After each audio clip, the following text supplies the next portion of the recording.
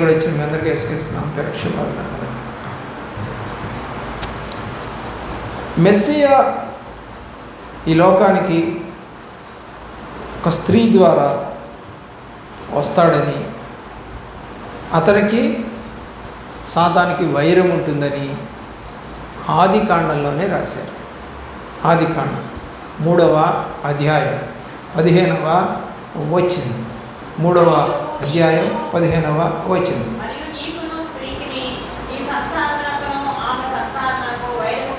చూసారా? నీ సంతానము అంటే దేవుడి సంతానం, ఆమె సంతానం అంటే దేవుని యొక్క ప్రేమలో ఆ యొక్క స్త్రీ సంతానం ప్రభు అయిన యేసుక్రీస్తు వారు స్త్రీ ద్వారా పుట్టారు. అలాగే ఇక్కడ పుట్టేటువంటి అవ్వ ద్వారా పుట్టేటువంటి సంతానానికి ఏముంటుందంట? వైరం ఉంటుంది, గొడవలు ఉంటాయి. అంటే దేవుడి ద్వారా పుట్టిన బిడ్డకి, అంటే పరిశుద్ధాత్మ ద్వారా పుట్టిన బిడ్డకి, పరిశుద్ధాత్మ ద్వారా కాకుండా పాపములో పుట్టినటువంటి బిడ్డలకి వైరం ఉంటుంది. చూద్దాం మత్తయి సువార్త 1వ అధ్యాయం 22వ వచనం. మత్తయి సువార్త 1వ అధ్యాయం 22వ వచనం.